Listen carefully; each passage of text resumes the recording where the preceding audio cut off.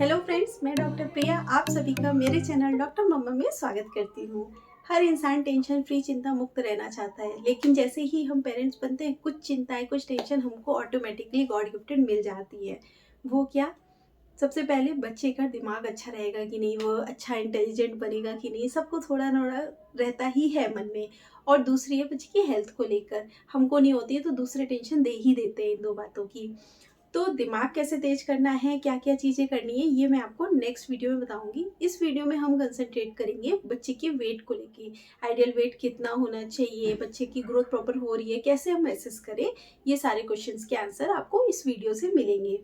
और साथ ही साथ हम ये भी जानेंगे जो डब्ल्यूएचओ की कॉम्प्लेक्स दिखने वाली जो इतनी बड़ी ग्रोथ टेबल दिखती है वेट चार्ट की, उसको हम कैसे इजीली घर में रीड कर सकते हैं। बच्चे की वेट जो है हम घर में कैसे मॉनिटर कर सकते हैं, ये भी हम इस वीडियो में जानेंगे। तो चलिए आज का टॉपिक शुरू करते हैं।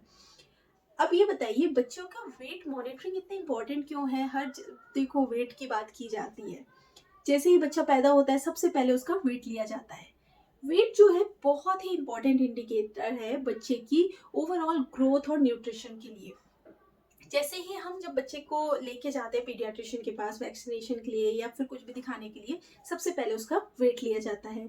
जो उसकी कार्ड बनी रहती है, कॉपी डायरी बनी रहती है रूटीन विजिट की, उसमें भी वेट का कॉलम रहता है एंड उसमें हर विजिट में बच्चे की वेट रिकॉर्ड किया जाता है। वेट जो है एक डायनेमिक पैरामीटर है, मतलब वो एक उसका रेट ऑफ चेंज जो है वो डिफाइन करता है बच्चे का न्यूट्रिशन या ओवरऑल ग्रोथ एंड डेवलपमेंट कैसा हो रहा है। एक पॉइंट ऑफ टाइम में कितना है उस पर बहुत ज़्यादा डिपेंडेंट नहीं होता है, इसलिए रेगुलर मॉनिटरिंग बहुत ज़्यादा इंपॉर्टेंट है।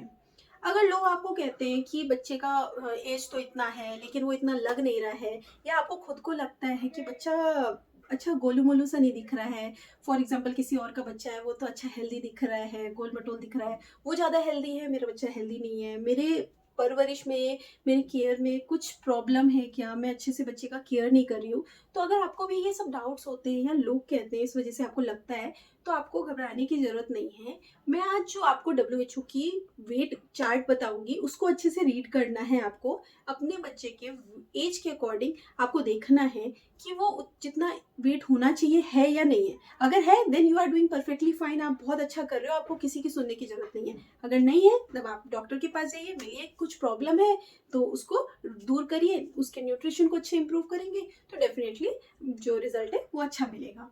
तो चलिए जानते हैं वेट मॉनिटरिंग घर में हम कैसे कर सकते हैं, उसके लिए क्या क्या चीज़ों की ज़रूरत है। तो सिंपल एक इस तरीके का जो वेट मशीन होता है डिजिटल वाला, वो आपको घर में रखना है, किसी भी फ्लैट सरफेस पे उसको रखना है।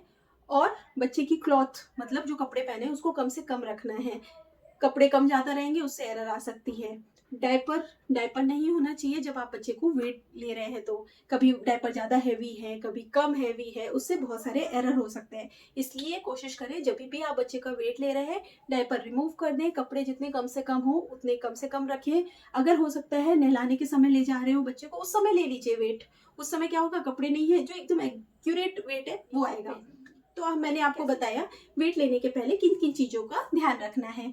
अब मैं आपको बताती हूँ वेट लेना कैसे है। तो वेट लेने के लिए आपको बच्चे को अपने से क्लोज रखना है, खड़े मतलब ऐसे कंधे पे जब इस तरीके से हम बच्चा रखते हैं वैसे रखना है, अपने से क्लोज, इस तरीके से नहीं, दूर नहीं, ताकि जो वेट है प्रॉपर एक लाइन में आए। आपसे क्लोज रहेगा मतलब वो एक यूनिट है। तो आप अपना वेट लिए प्लस बच्चे का, दोनों का कंबाइन वेट लेंगे। फिर उसके बाद बच्चे को साइड में रख के आप अपना खुद का वेट उसी टाइम पे लेना है, बाद में नहीं, उसी टाइम पे। फिर उसके बाद दोनों जो आपका प्लस वेट बेबी का वेट है उसमें से आपका खुद का वेट माइनस करेंगे तो बेबी का वेट आएगा। वेरी सिंपल, कभी भी कर सकते हैं। ठीक है, अब हमको कब कब करना है, तो जो ऐसी बहुत ज़्यादा स्पेसिफिक गाइडलाइंस नहीं है, आप अपने हिसाब से कभी भी कर सकते हैं। लेकिन एक एग्जांपल पे ऐसा बुक्स में है कि 0 to 3 मंथ्स में वीकली मतलब हफ्ते में वजन लेना चाहिए, 3 to 6 मंथ्स में 2 हफ्ते में एक बार, और 2 साल तक महीने में एक बार। जो ग्रोथ चार्ट भी है डब्ल्यूएचओ की वो मंथली है, तो अगर आप महीने में एक बार तो ले ही ले। और एक रिकॉर्ड बुक, सिंपल से एक नोटबुक बना के रखें, उसमें जब भी वेट ले रहे हैं बस उसमें लिखते जाएं, ताकि आप जब डॉक्टर के पास जाते हैं किसी भी प्रॉब्लम को लेके, अगर वो नोटबुक साथ में रहती है तो उनको भी एक क्लैरिटी रहेगी कि हाँ किस तरीके से ग्रोथ चेंज हो रही है। क्योंकि होता क्या है, स्टार्टिंग में तो हम वैक्सीनेशन के लिए रफली एवरी मंथ जा रहे होते हैं, उसके बाद 3 मंथ्स में, 6 मंथ्स में। तो बीच का ट्रैक डॉक्टर के पास नहीं होता है। अगर आप खुद के पास ये नोटबुक बना के रखेंगे तो डॉक्टर्स को भी काफ़ी हेल्प मिलेगी। अगर आप बोलते हैं बच्चा वेट गेन नहीं हो रहा है, हेल्दी नहीं हो रहा है, और अगर आपके पास वो नोटबुक रहेगी तो आपके पास प्रूफ रहेगा कि देखो स्टैटिक लाइन हो गई है या फिर उसका वेट डिक्रीज हुआ है। डिक्रीज नहीं होना चाहिए, हमेशा थोड़ा ही सही लेकिन बढ़ता है। किस रेट पे बढ़ता है, रेट ऑफ ग्रोथ हमेशा डिफरेंट होती है बच्चे में। शुरू में ज़्यादा होती है, बाद में धीरे धीरे थोड़ी कम होने लगती है, एंड बॉयज़ और गर्ल्स में भी डिफरेंट है।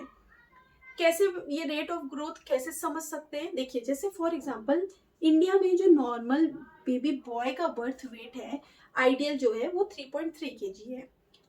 गर्ल्स में थोड़ा कम है।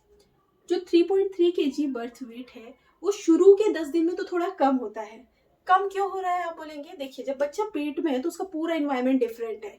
वो एमनियोटिक फ्लूइड से, मतलब फ्लूइड से घिरा हुआ है, उसका न्यूट्रिशन अम्बिलिकल कॉर्ड से हो रहा है, उसको कुछ भी नहीं करना। अब जब वो बाहर आ गया उसके लिए कम्प्लीटली डिफरेंट एनवायरनमेंट है। जो फ्लूइड था वो नहीं है, उसके थोड़ा सा तो सूखेगी है ना स्किन में, जो पानी की एक लेयर थी। दूसरा, उसका न्यूट्रिशन का पूरा मोड चेंज हो गया। अभी वो मिल्क फीड कर रहा है, अपना पूरा डाइजेस्टिव सिस्टम यूज कर रहा है। पहले उसको ये सब कुछ करने की जरूरत नहीं हो रही थी। पहले उसको सांस लेने के लिए भी डिफरेंट मैकेनिज्म था, अभी वो खुद के लंग्स यूज कर रहा है। तो इन सभी बातों की वजह से, जो थोड़ा एडाप्टेशन है उसकी वजह से थोड़ा बच्चे का वेट कम होता है शुरू के 10 दिन में, उसके बाद इंक्रीज होना शुरू होता है। तो शुरू के 1 मंथ में जो इंक्रीज होता है वो थोड़ा ज़्यादा होता है। जैसे 3.3 था तो 1 मंथ में वो हो जाता है 4.5 kg, यानी कि 1.2 kg का इंक्रीज।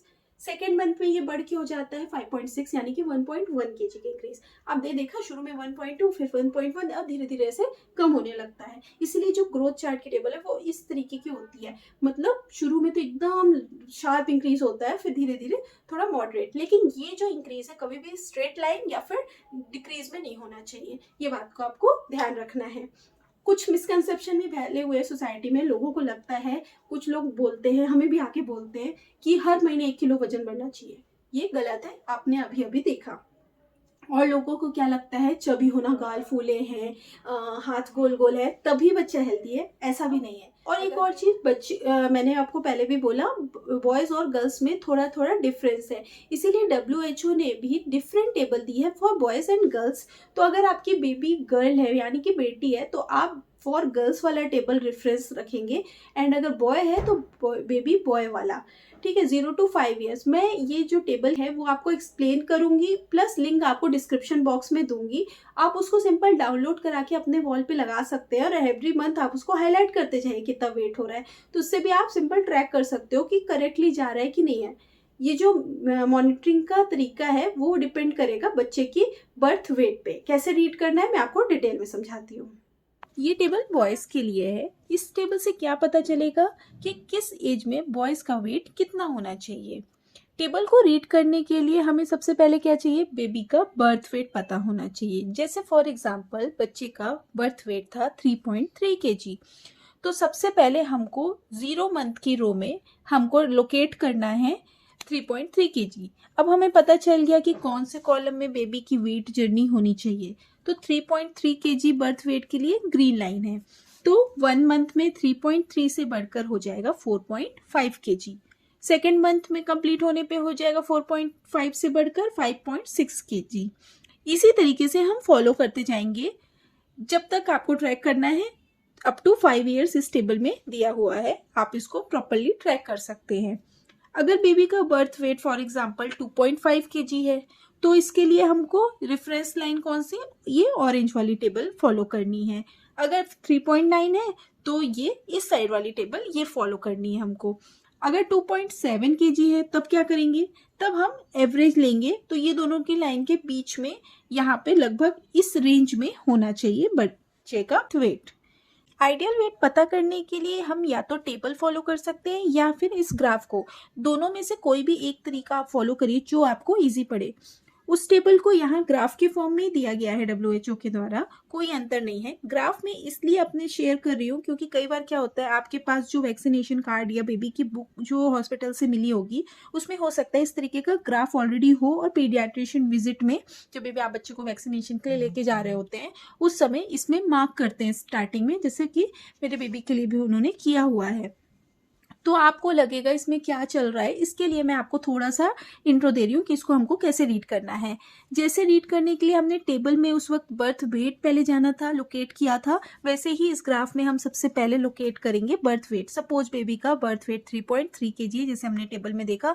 उसके लिए ग्रीन लाइन रेफरेंस लाइन रहेगी आपके लिए, और आगे हम इसी को फॉलो करेंगे। इसी तरीके से बेबी का वेट जब भी आप ले रहे हैं, आप एक पॉइंट बनाते जाएंगे और उस पॉइंट को कनेक्ट जब हम करेंगे, कनेक्ट करने पे ग्राफ किस तरीके का बन रहा है, रेफरेंस लाइन से हम उसको फिर मैच करके जान सकते हैं कि कैसी ग्रोथ चल रही है। सिमिलरली हमने जो भी अभी देखा वो बॉयज़ के लिए देखा, सिमिलरली ये गर्ल्स के लिए भी होता है। अगर आपकी बेबी गर्ल है तो जो आपका बेबी गर्ल वाला टेबल है वो आपके लिए रेफरेंस रहेगा। आप उसके अकॉर्डिंग उसको फॉलो करें और ट्रैक करें वेट को। तो आई होप आपको समझ में आ गया कैसे हमको टेबल और ग्राफ को रीड करना है।